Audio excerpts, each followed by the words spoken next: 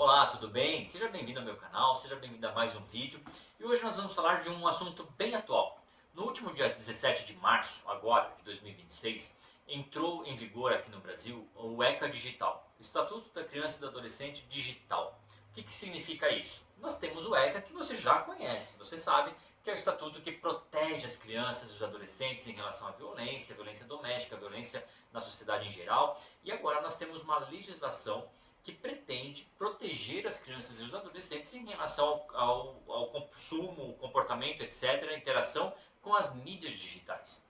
O que isso impacta no nosso dia a dia? Como que nós, pais, eu, você, quem está nos assistindo aqui, tem que mudar na sua rotina para olhar para essa questão que faz parte da nossa vida, que é o consumo de conteúdo digital, respeitando a lei e principalmente pensando e refletindo sobre como nós educamos e ensinamos essa próxima geração. É sobre isso que vamos falar aqui nesse vídeo, mas antes eu te convido a curtir esse vídeo, a se inscrever aqui no canal caso você não tenha inscrito ainda e compartilhar também este vídeo para alguém que você acha que vai ter esse conteúdo como necessário, que vai consumir esse conteúdo de forma a ser importante para o dia a dia dessa pessoa. Então vamos lá.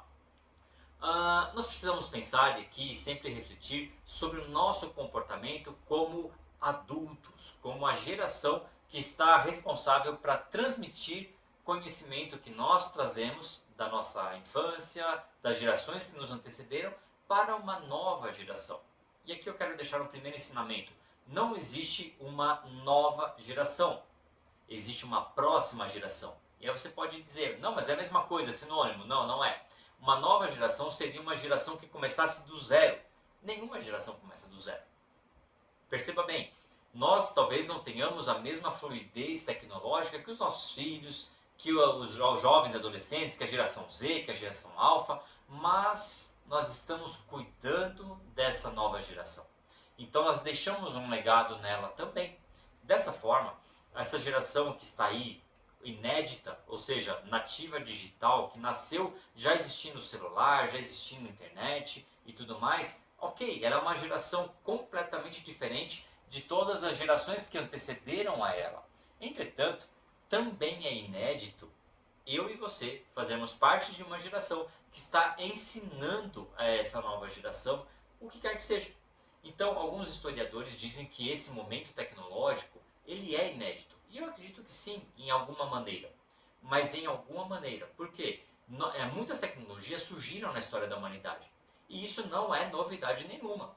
Então, imagine você, existia uma geração que não conhecia o motor a vapor ou o motor a combustão e passou a conhecer.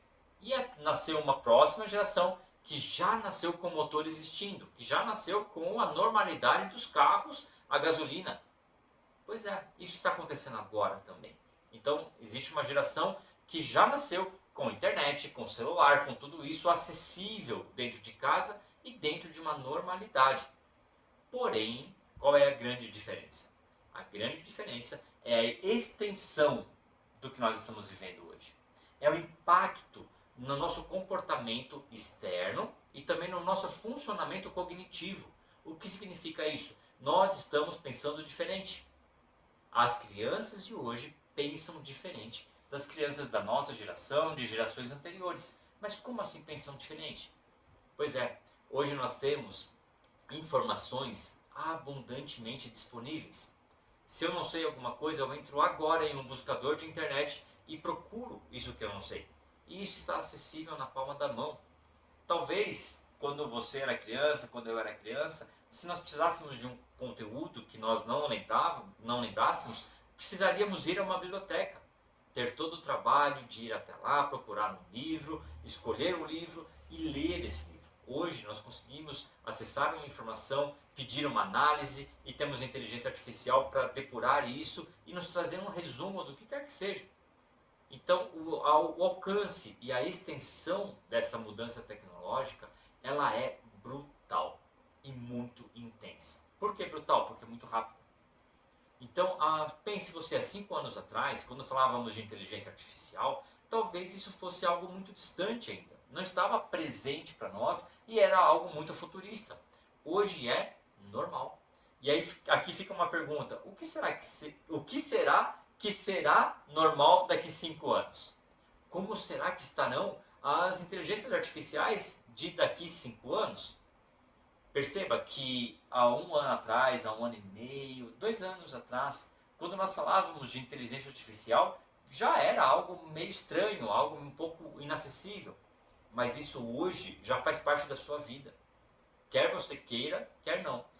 Quer você esteja fazendo algum prompt rebuscado, já muito inteligente, muito profundo, ou simplesmente se você está respondendo a um menu no seu WhatsApp de alguma empresa que você entrou em contato. Então, se você recebeu algum WhatsApp de uma empresa e está respondendo, você está conversando com uma inteligência artificial que está interpretando a sua resposta. Então, isso já faz parte do nosso dia a dia. Pois bem, voltemos para a questão geracional. As crianças de hoje estão consumindo tecnologia de uma forma que para elas é nativa, ou seja, isso faz parte do desenvolvimento da história da vida delas. Para nós, isso faz parte como uma tecnologia não nativa, como uma tecnologia que nós olhamos para ela, mas se eu quiser desligar meu celular hoje e não olhar mais nada, talvez eu vá sofrer um pouquinho, mas não consigo, eu consigo, aliás, sobreviver sem isso. Talvez uma criança nativa digital, ela não conseguirá desenvolver suas habilidades, desenvolver sua socialização de forma plena, seu futuro profissional, e tudo isso é pensado, já é configurado nela mesma, nessa criança, de uma forma a contar com essa tecnologia, o que é diferente para nós. Muito bem, voltemos então agora para o ECA digital. O que essa legislação vai impactar sobre nós? Ela vai, em primeiro lugar, dizer que a tecnologia precisa ser mediada por um adulto. Então, se você tem um filho menor de 16 anos, menor de 15 anos, você terá que conectar as redes sociais do seu filho às suas redes sociais. Porque a partir de agora, nós já éramos cobrados em relação a isso, mas a partir de agora nós passamos a ser legislados sobre isso. E é muito importante que nós tenhamos a percepção de que o Estado só vai legislar onde existe um vácuo de operação. Ou seja, as famílias deixaram um vácuo de ordem, um vácuo de controle sobre os seus filhos. E o Estado agora viu essa brecha e intervém na nossa liberdade. E aqui eu vou ser, sim, um pouco polêmico e isso talvez choque algumas pessoas. Eu, a rigor, sou contra qualquer tipo de proibição, qualquer tipo de intervenção estatal na nossa vida. Eu quero decidir e continuar decidindo aquilo que eu faço dentro da minha casa. Mas infelizmente o Estado interveio porque existe um vácuo deixado pelos pais, pelas famílias, de controle sobre o que os seus filhos veem, de deixar os seus filhos acessarem livremente redes sociais, mídias sociais, conteúdos digitais e sem supervisão. E isso sim ocasionou muitos problemas. Nós temos muitos relatos de crianças que chegaram a fazer viagens como de São Paulo para o Rio de Janeiro sem que os pais soubessem, só porque tiveram um contato com alguém na internet e se deslocaram 700 quilômetros, às vezes mais do que isso. Eu estou falando de crianças de 13, 14 anos, sem que os pais soubessem. Olha o risco. Então o Estado olha para isso e fala, opa, aqui existe uma brecha que nós, Estado, podemos intervir e regular e controlar. E aqui eu quero deixar a minha reflexão final. Qual é essa reflexão? É a reflexão de que nós não podemos abrir mão daquilo que está debaixo da nossa responsabilidade. Então, pais, quem comprou o celular para o seu filho? Quem assina o pacote de dados para o seu filho? É ele? Não, é você. Então a responsabilidade é sua. Filhos pertencem à família. O dia que o Estado começa a trazer a responsabilidade e a propriedade, ou seja, a autoridade de falar o que as crianças devem fazer ou não, o Estado está intervindo sim na nossa dinâmica familiar. E isso é um roubo de liberdade. E não se engane, toda a liberdade está a apenas uma geração de ser perdida. Nós podemos perder a liberdade que temos em pouquíssimo tempo.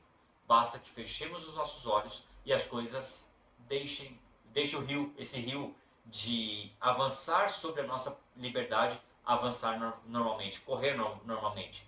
Perderemos a nossa liberdade em pouquíssimo tempo. Então não se engane, nós precisamos ficar atentos em relação a isso. Quer ver uma profecia sobre essa questão? Daqui a pouco será necessário que nós comprovemos a nossa identidade, a nossa idade, melhor dizendo, ao fazer qualquer tipo de compra. Por quê? Você tem algum site de compra instalado no seu celular, mas quem garante que o seu filho não pegue o seu celular e faça uma compra como se fosse você? Isso pode acontecer, agora, por exemplo. Então, é muito provável que as próximas legislações simplesmente nos obriguem a fazer uma foto, a um reconhecimento facial a cada compra que fizermos. O que é feito com essa informação? O que é feito com o seu rosto? O que é feito com o seu olhar? Tudo isso que nós estamos fazendo aqui, interagindo, eu me expondo aqui, eu estou colocando a minha identidade à disposição de alguém. Existe uma legislação para isso? Sim. Mas a partir do momento que eu estou abrindo um software no meu computador e dando autorização para que o Estado veja o meu rosto e leia e reconheça digitalmente o meu rosto, eu estou abrindo algo que é meu particular. Eu estou abrindo algo que sou eu, na verdade, não apenas é meu, mas sou eu, é a minha identidade. O que será feito com isso? Quais os próximos passos? Quais as próximas liberdades que nós iremos perder? Perceba, eu estou tocando num ponto muito sensível, eu sei disso. É necessário que nós tomemos conta do consumo digital dos nossos filhos. E por não termos tomado conta como sociedade brasileira, não estou falando individualmente, eu, você, mas como sociedade, nós perdemos um pouco da nossa liberdade. Agora eu deixo uma reflexão final. Cuidemos, porque é de pouco em pouco que nós vamos perdendo a nossa liberdade. Acabamos de perder um pouco, porque fomos negligentes como sociedade em cuidar dos nossos filhos, em cuidar do que eles estavam consumindo, do que eles estavam vendo, de como eles estavam se relacionando. Perdemos um pouco de liberdade. Quais serão as próximas perdas? Precisamos estar atentos, atentos a tudo e todo, com qualquer pequeno detalhe. Todo e qualquer pequeno detalhe faz parte e é importante para que nós possamos manter a nossa liberdade. Então aqui eu trouxe um pouco sobre o que é o ECA digital e uma reflexão um pouco mais profunda sobre o porquê ele existiu, porque houve a brecha para que essa legislação existisse e quais os cuidados nós precisamos ter para que nós não continuemos perdendo a nossa liberdade. Este é um caminho que ele é um caminho sem volta. E para retroceder isso é muito difícil. Para retroceder a esse tipo de avanço estatal sobre as nossas liberdades é muito difícil. Por quê? Nós estamos falando sobre algo que é óbvio. É óbvio que todos nós temos isso como certo. As crianças precisam ser cuidadas, tanto do aspecto físico, tanto no aspecto analógico, como no aspecto digital. E isso é consenso. Isso não é esse o nosso ponto aqui. Mas qual é o meu ponto aqui? Nós deveríamos ter sido capazes de cuidar dos nossos filhos no mundo digital. E não termos sido obrigados a cuidar deles e para isso deixarmos uma brecha aberta para que a nossa própria liberdade seja tolhida. Então tome cuidado, tomemos cuidado como sociedade para que um dia não seja tarde demais e nós lembremos, e você se lembre desse vídeo e fale, olha, tinha um cara lá em 2026, quando aconteceu essa legislação, que avisou que isso poderia acontecer. Que esse dia não chegue no Brasil. Que nós possamos lutar pela nossa liberdade. Que nós possamos compreender que cada milímetro de liberdade tomada é um caminho provavelmente sem volta. Tomemos cuidado com isso. Mantenhamos a nossa liberdade como sociedade para que um dia não seja tarde demais e nós olhemos para trás com saudade de um dia que podíamos escolher entre ter ou não ter, fazer e não fazer. Cuidado com isso. Estou falando aqui de um ponto de vista analítico, mas um pouco profético também, que não precisa ser profeta para prever esse futuro, mas que esse cuidado esteja presente no nosso dia a dia.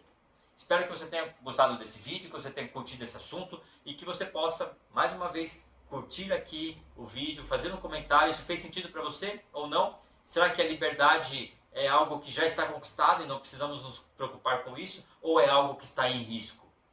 Deixa aqui o seu comentário, sua opinião. Eu quero ouvir, quero ler a sua opinião para que nós possamos, quem sabe, fazer um outro vídeo, fazer uma parte 2 sobre esse assunto e estarmos juntos aqui interagindo aqui através dos nossos vídeos e dos seus comentários. Fique com Deus e até um próximo vídeo. Te aguardo por aqui.